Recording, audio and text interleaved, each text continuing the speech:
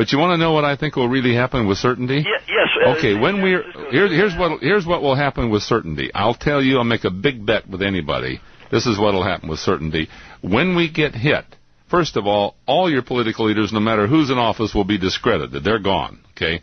They will react in the fiercest way possible to try to look like they're really getting even for the American public. The public will be furious. When you have tens of millions of families fleeing their homes and no place to go, they will demand retaliation, and there will be blind retaliation against those terrorist countries far beyond anything imaginable if the world got together and simply stopped them from building the weapon to begin with. I believe, and I can almost guarantee you, the retaliation will be fierce. And I mean it'll take them all out.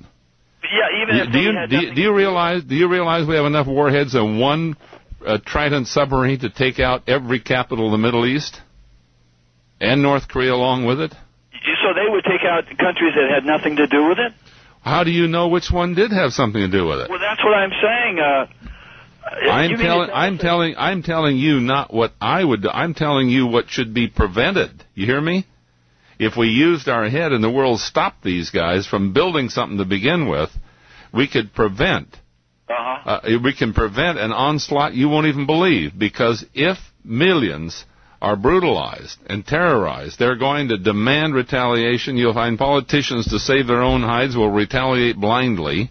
Okay. And you'll hit people all over the place that had nothing to do with it. We could expect maybe North Korea and Iran to be taken out, even if they may not. Well, who would be your most likely contributors of nuclear material to terrorist organizations to detonate one in this country? Name some. Yeah, I see what you mean. Well, name them. Go ahead. Well, North Korea. Name what will be on the minds of tens of millions of really hostile American citizens. Name what they'll be thinking about immediately. Yeah, well, North Korea. Hey, come on, let's go down the line. Just use your head. Yeah. Why ask me? North Korea, Iran, Syria. Okay? Libya, maybe, because they know what's coming. That's why they turned in all their stuff to us and just really want to be good guys now. See? Okay? So this is like the Dr. Strangelove scenario. Yeah, I'm telling you, you're walking right into it, and it will happen. And it won't happen because somebody wants it to happen. It'll happen because of the reaction when you brutalize millions of people. How are you going to stop it? Tell me. I guess you can. Okay, now do you like you say, stop them before they even get started. I'm telling you, if you don't stop them now, this is what the world faces, okay? This is the horrible thing that can happen. And the same hand-wringing procrastinator appeasers who sit around and think it's so horrible that anybody is even considering stopping Iran, they will cause this. They'll be the ones who caused it. Okay? You get the point? Yeah, I see what you mean. You get the point? The analogy that I used last week when I was asked on network television and around the world, what do you think about Iran? I used the words from one of the wisest guys I know, and he said, Iran today is like a diagnosed bone cancer in your thumb, okay, that has not spread yet. If you don't do something to cut that off quickly, it's going to metastasize and kill you.